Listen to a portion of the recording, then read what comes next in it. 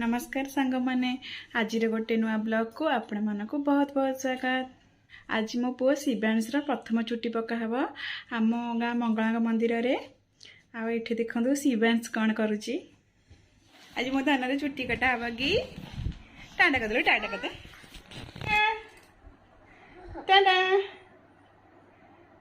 कम आज चुट्टी काटा जाऊँगी।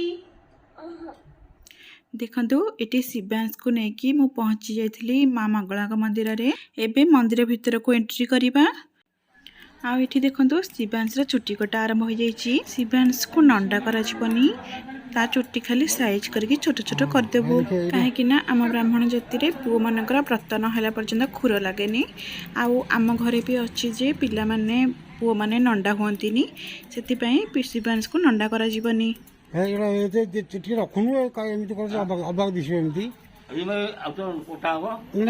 बालक नंडा नाई मो खाली साइज कर भोग।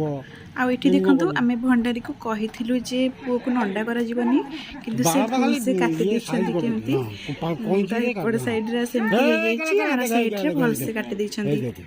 हां बाला तू एमती कर धरनी। हां हो दे ना आम को नंडा आम खुर बाजो कौन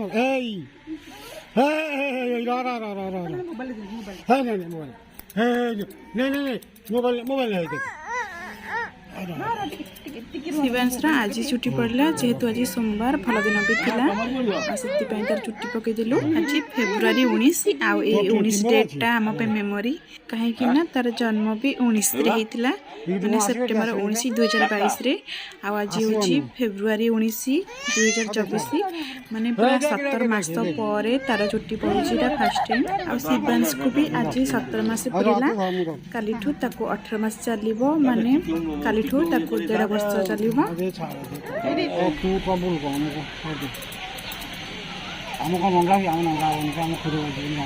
आज माँ मंगला मंदिर में 3 जनकर छुट्टी पड़ता।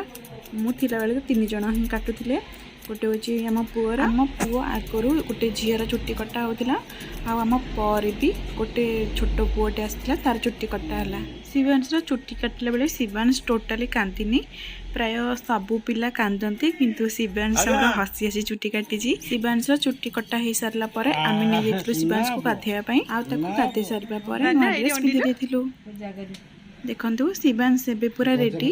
आउ एबे ताकू नहीं जीवु ठाकुर पाखरे मुंडे मारिकी आनिबु। एठी देखंतु माँ मंगला को मु देखि देउची।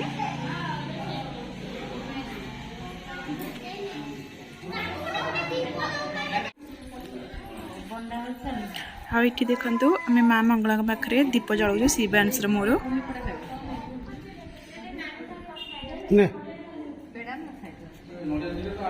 दीप जाली सारापर ठाकुर पाखे भोग लगे आम पलि आसलु आम घर को।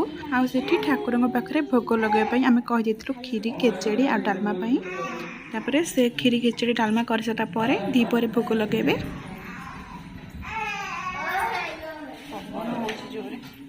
ये शेष हो आज ब्लॉगटी आपण मानक केमती लगिला मते कमेंट रे कहिबे। आ जदि वीडियोटी भल लागिछि लाइक शेयर और सब्सक्राइब करदेबे।